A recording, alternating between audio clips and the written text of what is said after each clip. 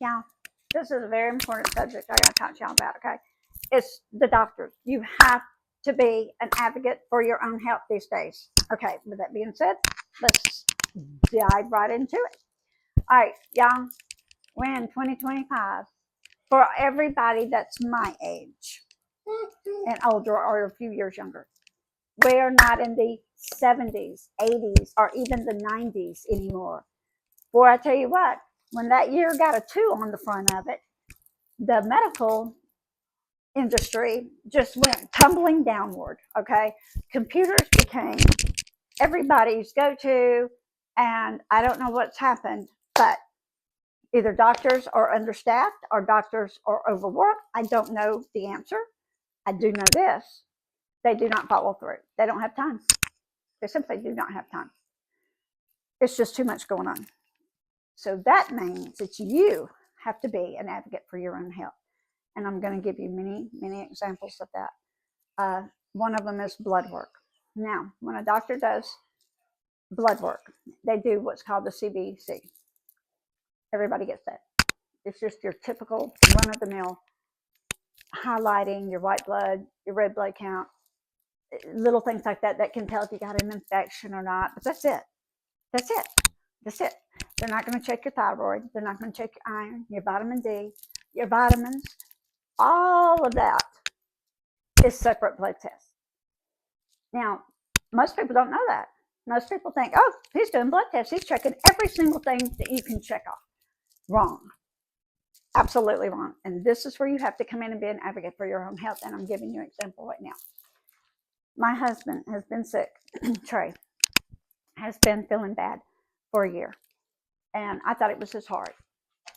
And so I make him go to the doctor, and we go to my doctor. And I tell Dr. Sheffield, I want his iron run. After a couple of words back, he ran his iron. He is severely anemic. Okay. Doctor put him on iron pills, prescription iron pills 3 times a day. He is getting better, although it takes a few months to get into your system. Same thing with me. Over the past year or so, I've been feeling real, real bad. No energy. Fatigue is out of this world. I wish there was another word for fatigue, because the fatigue I'm feeling is like trumps that fatigue. Okay. You've got to do my iron. I want my iron done. I want my ferritin done. I want it all done. He has to order that separate. Glad I said something. Let me show you one. This is my blood work, and I'm going to share with y'all. Here's what they do. Okay. You see this top part right here? This is what they do for your iron. Then they take those numbers and they look at these numbers right here, and you put them all together, you stir them all up, and that's what tells you what your true iron level is. Now with me, I'm different. I have a different type of anemia than Trey does. There's several different anemias on top of that. He has what's called low iron anemia. I have what's called functional anemia. That means that my iron in my body is not binding to the ferritin to let it travel throughout my body. And what does iron also carry with it? Oxygen. So I'm not getting enough oxygen in my brain. No, I'm serious. I'm very, very serious. I'm not getting enough oxygen in any of the organs, but my brain is one of them. But I need some oxygen, as Medea says. So had I not pitched a fit and asked for this, we would not know that I was anemic. Okay. The other thing that has happened to me recently is my voice. My voice has been going hoarse for the past 2 years. I mean, it's been going off and on for the past 5 or so more years. You know, off and on, maybe once a month, maybe once every 2 months, it'd go hoarse, something like that, which was way too much. But everybody ignored me. So the past 2 years, it's been getting worse and worse and worse. And I would say a year and a half maybe. Every single day, it starts getting raspy. Then at the end of the day, it's hoarse, real, real, real bad hoarse. So I go to 3 doctors. The first doctor I go to is a ENT doctor. He puts the scope down my throat and says, "Oh, yeah, nothing wrong with you. You just got GERD. It's all red and swollen, but it's from GERD, and I don't have GERD." Yeah, you do. No, I don't. Yeah, you do. No, I don't. Well, I left because he didn't care. He's been in practice for it. It's time for him to retire. He didn't care. So I go to a GP that I see, one of my GPs, and he went, "Oh, yeah, it's GERD." I went, "No, it's not. I don't have GERD." "Yes, you do." "No, you don't." The same argument. I go to the other GP that I see, told him the same thing. Now, mind you, the GPs did not look in my throat. Okay, we're just talking. "Yeah, you have GERD because you can have GERD when you sleep and don't even know you have it." And I went, "I don't have GERD. I don't have it when I sleep because I wake up too much during the night to know. I would know if I had GERD. I don't have it. I know something is wrong with my body. I know my body, just like you know your body. I know something is wrong." Fourth doctor I go to, I call up an ENT in Auburn, Alabama, and I go over there, and he puts the little scope down my nose, and he looks at everything, and he goes, "Yeah, your vocal cords are very thin, and they shouldn't be this thin, even though when you age, your vocal cords do get thinner, but mine are real thin." He said, "I don't know why. I don't have the machinery to tell you why. I would have to send you to a speech therapist that has these machines that can tell you why." And I'm like, "Well, I don't care. I just want to make sure it ain't cancer. And then he said, "Your thyroid can cause that." And I went, "Yeah, your thyroid can cause everything to shut down." Okay. So he checked my thyroid, and he goes, "Can I do an ultrasound?" I went, "Yeah, sure." He brings it in. He does an ultrasound. I have a nodule on my thyroid. He goes, "It doesn't look cancerous. It looks benign because most are. Do you mind if I take a biopsy?" "No, bring it on, baby." So he did. He took a biopsy. He went beyond what he was supposed to do. And because of that fourth doctor, now I know there is a reason that I'm hoarse and raspy every day. My vocal cords are very, very thin. We just don't know why yet. I haven't went to a speech therapist. But I would have never known about the nodule on the thyroid either, because when you do a thyroid test, which is separate than your normal blood test, it's called I should know this by heart. It's called the TSH free T4 test, and that checks your thyroid. Every person on this earth gets this test done if they have to check their thyroid. And every single person who has this test done, it comes back normal. You can have thyroid cancer. That test is coming back normal. No lie. Look it up. So you have to be an advocate for your health. You have to tell the doctor, "I don't trust that test. Let's do a deeper one." Had I not done that, we'd have never found the nodule on my thyroid. Thank God it was fine. It was benign, but it could have been cancer. But because I pushed and pushed and pushed and told all these doctors, "You're wrong. I know my body," I'd have never known. So these days, unfortunately, you have to be an advocate for your own health. And another thing is, when your blood test does come back, they don't call you anymore. Doctors' offices are too busy. They don't call you. They don't tell you anything. I had a heart thing done in December where they put the thing on your chest, for 2 or 3 weeks. Then I mailed it off. Didn't hear a word from that heart doctor. Not one word. Not a letter. Nothing on the. Oh yeah, your portal. Your. There's a whole subject. Portal. But guess what? Somebody has to put the information in the portal, and nobody does. So why the hell do you have a portal? Anyway, never heard anything back from them. I called them like the end of January. Got nothing. Called them the end of March. Somebody was supposed to call me back.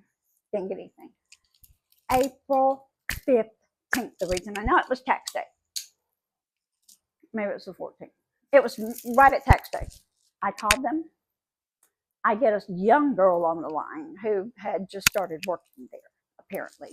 So the girl before her said, "Yeah, she's new." And I tell her my situation. I haven't heard. This is not professional. I should have gotten a letter. I should have got a phone call. I should have got something. But how is my heart okay? This is my heart we're talking about. She went, "Oh, well, if you didn't hear anything from us, then no news is good news." What is that about? After I told the little girl off, as you know I did, and told her how unprofessional this was, I wrote the doctor a letter too. You don't do that. Not with your heart, not with any part of your health, but especially your heart. So again, there's another example. You have to be an advocate for your own health these days. We're not in the oldies anymore, people. Those days are long gone, and it's sad. It's really sad. Because we older people, we got used to that. They spoiled us. They took care of us back in the 80s and 90s and 70s. We didn't have to do anything. Well, we do now. Oh, here's a good one. Yeah, insurance.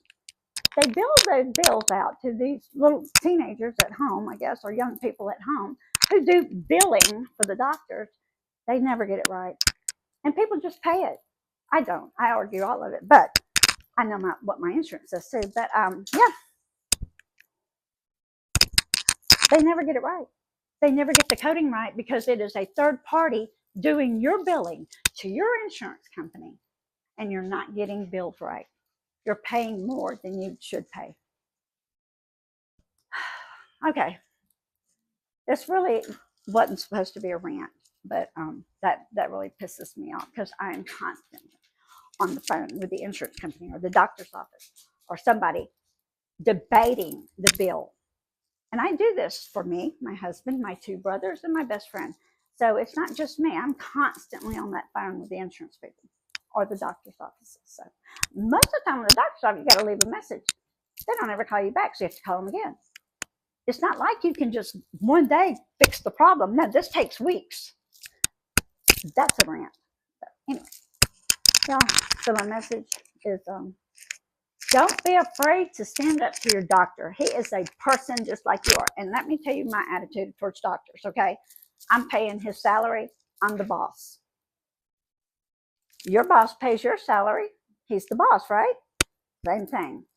I am paying that doctor for a service. I hired that doctor for a service. I am paying that doctor for a service. Therefore, I'm the boss of that doctor while I'm in his care.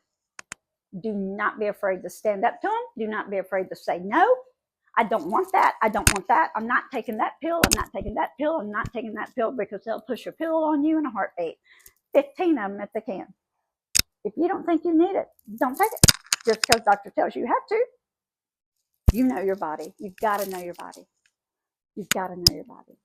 But don't ever be intimidated by a doctor because years and years ago, I used to be very intimidated by doctors and I thought they knew, of course, they know more than me on this particular subject, but still, I know more about my body than they do.